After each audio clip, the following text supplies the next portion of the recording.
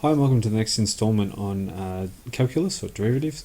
For this video we're going to look at the diff of log functions for exercise 5.6.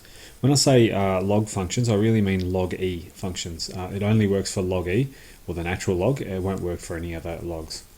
So let me start with the second one over here. If I've got log e of ax and I get the derivative, it's going to be a divided by ax. So the diff of the inside, the diff of ax, which is just a, divided by whatever is in the bracket there, which is ax.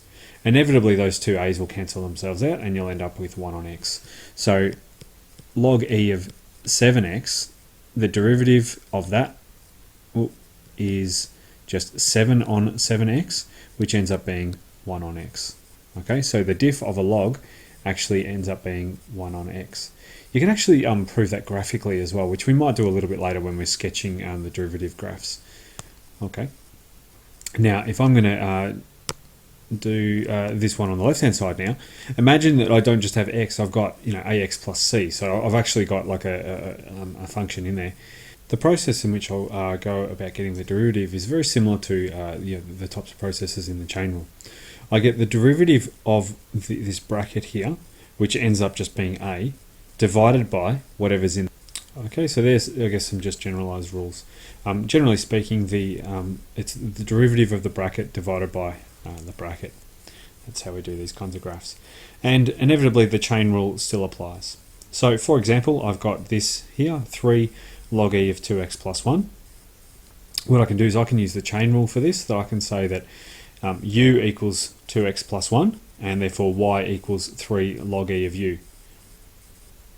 Now I get du dx and I get dy du. Du dx is just simply 2. Dy du is 3 times, and now the diff of log e of u is just 1 on u. So therefore I get 2 multiplied, 2 over here, and then 3 multiplied by 1 over u. And then I multiply them together using the chain rule. So I get 2 times 3 over u, which ends up being 6 over u, and u is actually 2x plus 1. So this is 6 over 2x plus 1. I can't cancel any of these out any further. Okay. This next one's slightly more tricky, but it's the same process involved. So y equals 2 log e of 4x squared plus 2x minus 3, or bracketed, plus 8. Again, I take u as the bit inside the log function, so 4x squared plus 2x minus 3, and then I get 2 multiplied by log e u plus 8 as y. Then I get the derivative of both of these. I get the derivative of this one is just 8x plus 2, and the derivative of this one over here is 2 multiplied by 1 over u plus 0, because the derivative of 8 is 0 anyway. So I end up getting 8x plus 2 multiplied by 2 over u, which ends up being this. And then finally, I'm just going to tidy this up a little bit. You don't necessarily need to, but I'm going to. So I end up getting 4 out of the bracket, and then inside the bracket 4x plus 1 over 4x squared plus 2x minus 3. I ended up, I guess, expanding this, so 16x plus 4, and then taking 4 out as a common factor.